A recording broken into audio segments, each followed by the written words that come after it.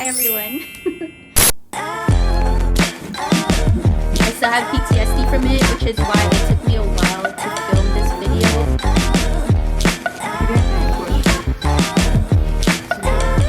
Hi everyone, welcome back to my channel. My name is Rwen aka Renja. Also, if you are new, don't forget to click subscribe and also hit the notification bell button so that you are notified every time I post a new video. So today I will be talking about Amira's birth, or our birth story. This is actually my second time filming this because the first time just didn't work out. I missed a lot of stuff and I kept blanking out. But today we're gonna try again, and I also have my notes right in front of me. I typed it on my laptop so that I don't miss out on anything. So just to let you guys know, before I start my storytelling, I didn't really film the day of my birth with Amira. I was just so caught up in the moment. I was focused and I didn't really think about filming. Even if I wanted to capture every moment, I was just too focused and in the moment that I forgot. But whenever I did remember to film, I asked my mom to either just record or just leave my phone somewhere so I could have some clips. Okay, so let's begin. My original due date is October 16. That's a Monday. So if I didn't give birth on the 16th, I did schedule to be induced the evening of the 16th. Just because you get induced doesn't mean you get into labor real quick. No, it doesn't work like that. It gradually leads you to that phase. I scheduled that just in case because I didn't want to wait any longer. I didn't want to go past my due date too much because of course I want to meet my baby girl, and also I wanted her to be here before Dev's graduation from basic training, which was on the 19th.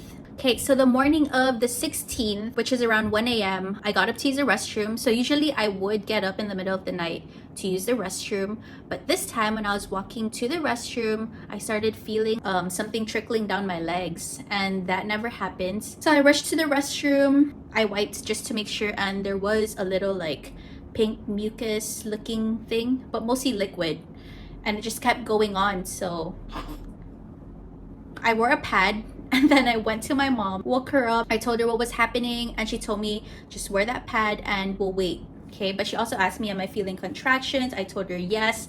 Feels like period cramps, but it wasn't hurting as much yet. So Naval Hospital gave me this sheet of paper that has all the symptoms of when to call. That's probably a sign of me being in early labor or my water breaking. So everything was checked. The gush of liquid, blood, contractions. And they asked me questions like, are your contractions happening every 5 minutes? Does it last for a minute? Has it been going on for an hour? Is it gradually increasing? And I told them yes, yes, and yes. So they told me to get there in like 30 minutes or if so ASAP. But knowing me, the pain wasn't hurting as much, so I had time to do my hair and do my makeup. And my mom was just laughing at me because despite all of the pain and what is going on, I still have time to do my hair and makeup. Even if I was in pain because of the contractions, I still felt very hungry and I thought I should eat something before heading to the hospital. So yeah, we did stop by McDonald's. And then we got to Naval Hospital around 3 a.m. I was monitored and I tested positive that my water did rupture. So they put me in a different room. They induced me so that I can start dilating. So dilating is basically your cervix opening up. And I was only 2 centimeters dilated. And to give birth, you need to be 10 centimeters dilated. So they poked me 6 times because my veins were just being stubborn. And as you can see, I'm still bruised over here. My other bruises went away, but I'll show a clip of all my battle scars from that day. So in that IV, they inserted Pitocin, which is synthetic oxytocin. Oxytocin is that hormone that helps you contract and just dilate. So I was in active labor around 1 p.m. That's when I was 5 centimeters dilated. I was in so much pain that whenever the nurse would ask me if I wanted pain relievers, I said yes.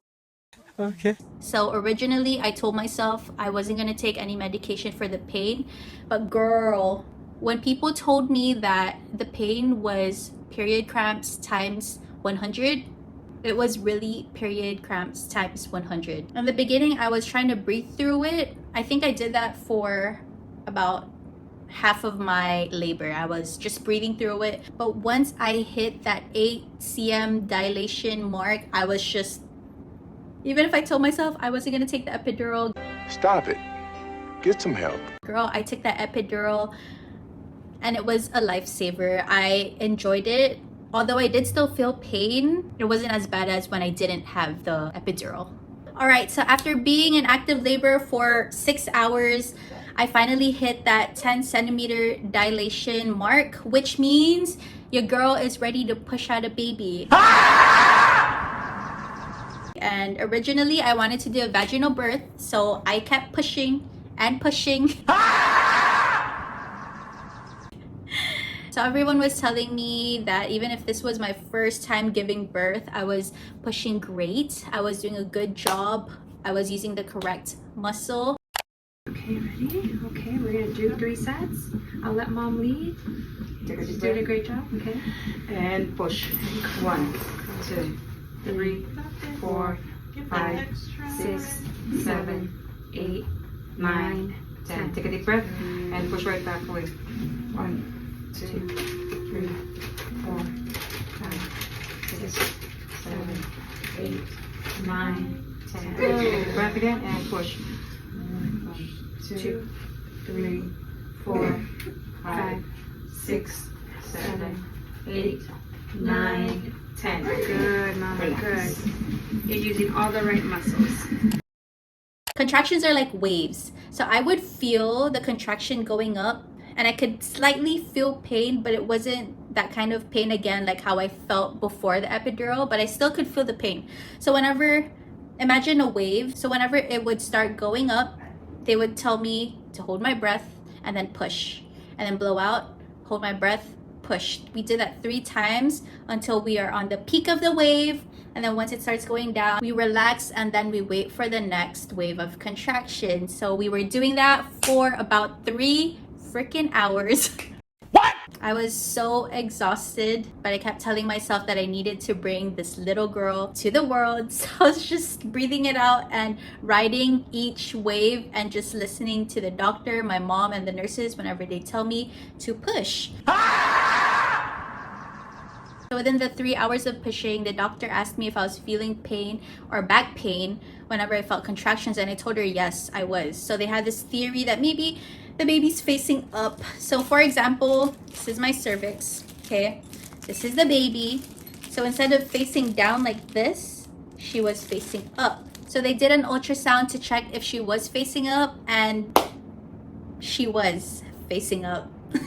So the doctor did tell me that she was OP, which means she's facing upward, and she could try turning the baby. However, it comes with risk. Like if the baby doesn't feel comfortable, her heartbeat can drop. So again, 3 hours was just too long. So they checked me again. She stuck her whole hand in me, and now they found another problem. They're saying that her head cannot fit through my pelvis.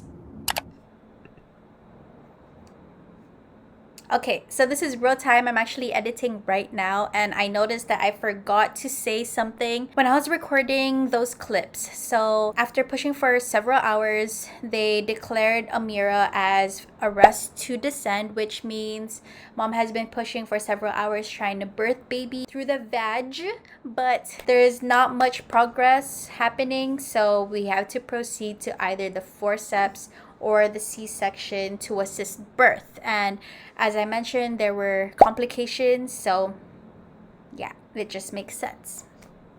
That's it. So I asked them, oh, what do we do then? So she says, okay, so we can use forceps, which is, I'll put a picture here. We could use forceps to pull her out or to help pull her out, but you're gonna have to go to the operating room. So again, she told me risk about the baby's skull having deformation, hemorrhage, but she also told me to not worry because if the forceps did not lock, they're not gonna try again. They're just gonna remove it and they're gonna put me in an emergency C-section since I'm already in the operating room. So I told them yes, okay, whatever it takes to bring out baby girl safely, do it. I trust you guys. I leave it up to them. I leave it up to God. Whatever it takes to bring my baby out safely. And I was just so exhausted. I just wanted her out. Okay, so first they tried the forceps. I couldn't really feel anything because of the anesthesia that was given to me as well as the epidural.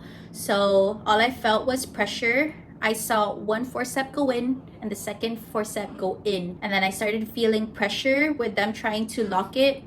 But then the doctor informs me that it wouldn't lock.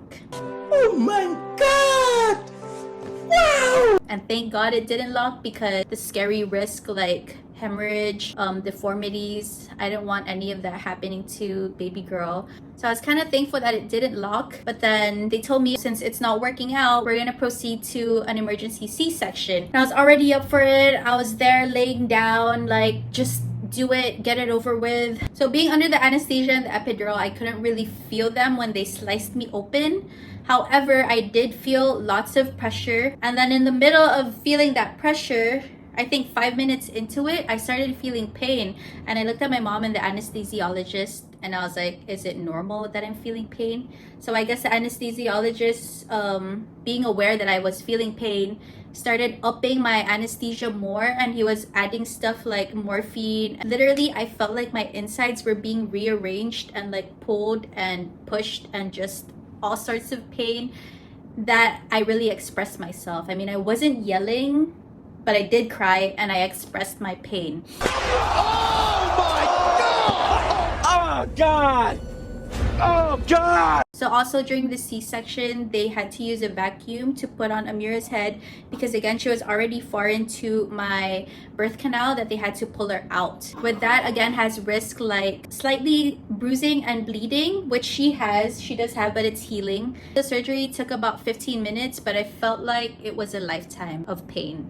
Like, I felt like it was an hour or so. So during the C-section, the doctors informed me that I was losing blood. And then my mom also told me that when she looked at me, I literally looked super pale. My heart rate was to the roof. And she felt so bad because I looked like I was gonna pass out. My eyes were rolling to the back of my head. And honestly, during all of this, I felt like my soul was slowly leaving my body. But I kept telling myself, I can't give up, stay awake, and keep breathing, keep giving myself oxygen, because if I give myself oxygen, it gives baby oxygen. Despite all the pain, I kept trying to just breathe in and breathe out. When they finally pulled her out, she didn't cry right away. I think it took her about a minute or two before she started crying, which again scared the crap out of me, because I thought things were getting better, but then I felt like things were getting worse each hour. I was in labor for 6 hours. I was pushing for 3 hours. I went through the forceps, I'm going through the C-section, and now my baby is not crying. No! God, please, no! No! No! But thankfully, after the minute or two, she did start crying, so they brought her to the nursery. And I told my mom, please do not give her to me yet. I know the golden hour is important, but we could do that later. I need to rest at least for 5 to 10 minutes, because I was literally shaking. My body was just so exhausted. After my 5 to 10 minute rest, they brought me into this other room for recovery. They finally brought in Amira. We did skin to skin, the golden hour. And yeah, that is my birth story. I literally felt like I went through 3 different types of birth. Honestly, the experience was really traumatizing. I still have PTSD from it, which is why it took me a while to film this video.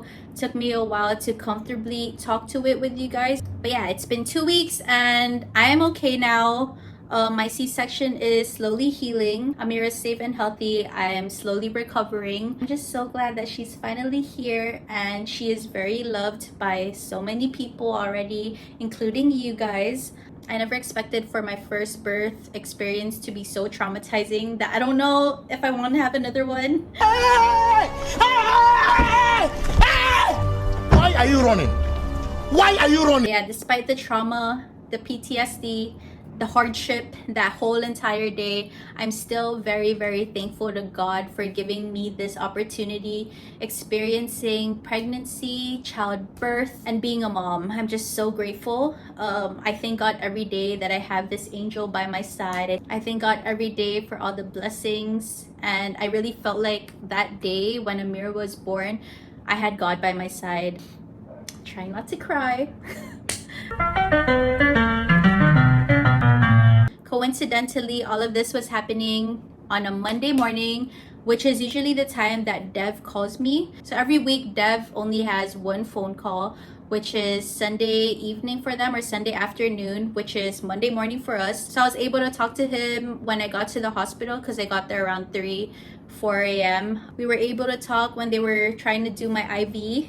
And I cried on the phone to him because I was in so much pain just by the pokes. We were only allowed an hour because his battalion or his unit wasn't informed yet that I was in active labor. So 2 to 3 hours after I birthed Amira, I was able to call Red Cross, but then they were giving me problems with informing Dev that I gave birth. I asked his recruiter for help and he was able to send the message to Fort Jackson, and then Fort Jackson was able to inform Dev. So he was given the privilege to use his phone for the whole day so that we could talk, which was nice because I did feel comfort after giving birth, being able to hear his voice. He was able to video call his daughter. Being able to talk to my husband really helped me cope with the pain and the trauma that I just went through birthing our child. So I was very thankful for that. So yeah, for those who were asking me in the comments if I had a natural birth, I think I could say yes because I did go through labor, but then again no, because I went through a C-section. But natural birth, not natural birth, C-section, the forceps, as long as my baby's here safely and healthy, that's all that matters. And yeah, I hope you guys enjoyed this storytelling. Here's Amira sleeping, my little baby. Oh my God! She's 2 weeks old and I feel like she's already changing so much, but yeah, I'm gonna conclude this video here. Again, if you guys are new to my channel, do not forget to subscribe and hit the notification bell button so you are notified whenever I post new videos. Also, if you guys have reached this part of the video, on the comments below, put a pink heart so I know that you guys watched the entire video. I hope you guys enjoyed this video. I'll see you guys on the next one. Thank you guys. Love you. Bye.